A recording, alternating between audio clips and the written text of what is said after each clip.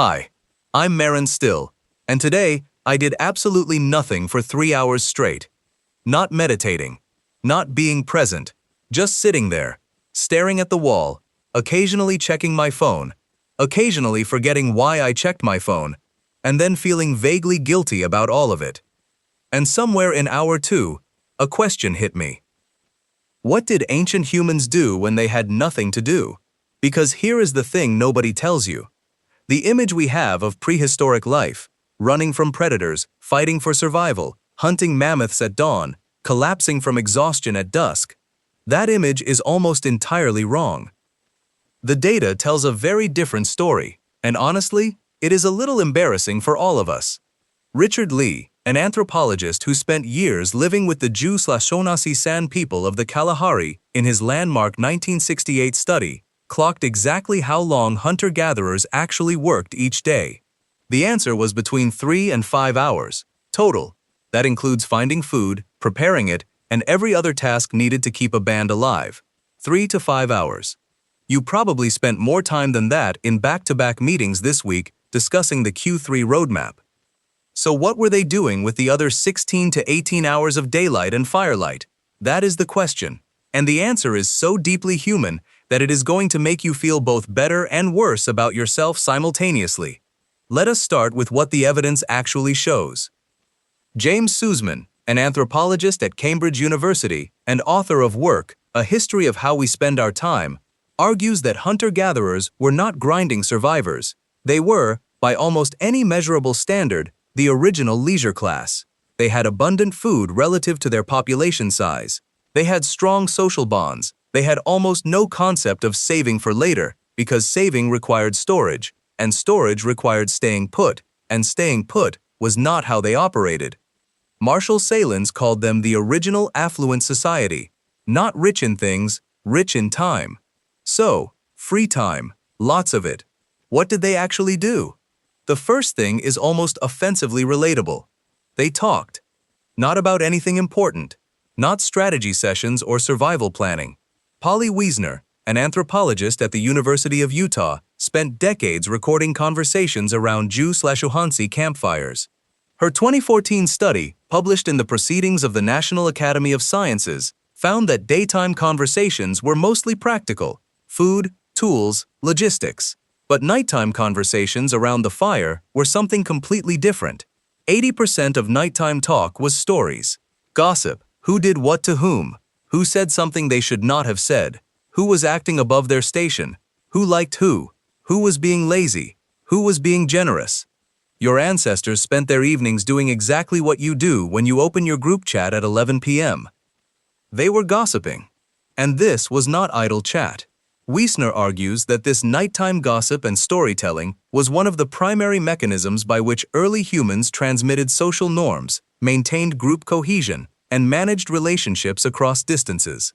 It was not a waste of time. It was the original social media, with fire instead of an algorithm. But gossip was only the beginning. They also played games. Not organized sports with rulebooks, but competitive games involving skill, chance, and, this is the part MS loves, trash talk. Anthropological records across multiple hunter-gatherer societies document elaborate informal competitions, throwing contests, tracking contests, memory tests involving identifying animal tracks or plant types, and the trash talk was documented, specific, and apparently vicious. Brian Hayden at Simon Fraser University, who has spent decades studying prehistoric social complexity, has documented evidence of what he calls aggrandizer behavior in early human groups. Individuals who competed for status through performance, generosity, and one-upmanship. The guy who could throw a spear the farthest was not shy about it. Sound familiar? They also scared each other on purpose. This one is MS's personal favorite finding. Camilla Power at the University of East London, studying ritual behavior and symbolic communication in early human groups, has documented the strong presence of what she calls supernatural storytelling, narratives specifically designed to frighten the listener. Ghost stories, monster stories, stories about what happens to people who break the group's rules. The first horror story was told around a campfire somewhere in Africa between 70,000 and 100,000 years ago. It was probably about something in the dark outside the firelight. It probably worked extremely well. And here is what makes this significant. Telling a scary story requires a sophisticated theory of mind. You have to understand what your listener does not know, what they fear, how to build suspense, and how to deliver a payoff. The campfire horror story is not primitive entertainment. It is evidence of advanced cognitive architecture. Your ancestors invented the jump scare. Now let us talk about what they did with their hands during all this downtime. The archaeological record from this period is full of objects that serve no obvious survival purpose. Carved figurines, decorated shells, ochre patterns, small stones shaped into forms that could only have been made with concentrated, deliberate effort over long periods of time. Some of these objects were almost certainly made during free time, not in a rush, not for immediate use, but because someone had hours to sit and make something, and making something felt good. Francesco De Rico at the University of Bordeaux has studied what he calls personal ornaments, objects made and worn to signal identity, across dozens of prehistoric sites. His conclusion is that by at least 100,000 years ago, people were making things specifically to show other people who they were, not to survive, to be seen. Your ancestor sitting by a fire, carefully drilling a hole in a shell bead, with no practical reason to do so, was essentially updating their profile picture. And then there was the napping. Roger Eckerch at Virginia Tech, whose research on historical sleep patterns revealed that pre-industrial humans commonly slept in two separate segments with a period of wakefulness in the middle of the night, has suggested that this quiet waking time was used for reflection, conversation, and what one historical source calls visiting, which was, in practice, wandering to a neighbor's shelter in the dark to talk. Without electricity, the hours between dusk and dawn were not wasted. They were social time of a different texture, quieter, more intimate, the equivalent of a 3 a.m. conversation that somehow goes deeper than anything you say in daylight. So here is what a day actually looked like for your ancestor, roughly 50,000 years ago.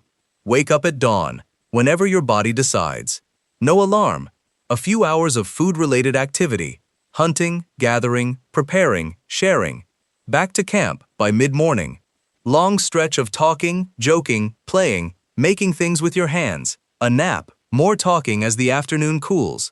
The fire starts as dark comes. The stories begin. Ghost stories, gossip, the retelling of a hunt from 3 weeks ago, with increasing embellishment each time it gets told. A period of sleep. A quiet wakeful hour around 2 a.m. where the serious conversations happen. More sleep until dawn. That was the human schedule for approximately 290,000 of our 300,000 years as a species. And then, roughly 12,000 years ago, agriculture arrived. Suddenly there was surplus. Surplus required management. Management required hierarchy. Hierarchy required work. Work that did not end at noon and could not be abandoned for a nap. Work that followed you home. Work that did not care that you were tired. You did not choose this. Neither did your great-great-grandmother. Neither did anyone who has ever sent a work email after 6 p.m. The 40-hour work week is not natural. It is not ancient. It is not what your body was built for. Your body was built for a 4-hour workday, a long social lunch, an afternoon of making things you enjoy, a campfire, and some extremely good gossip. The 3 hours I spent doing nothing this afternoon were not lazy. They were the most ancestrally accurate thing I did all week.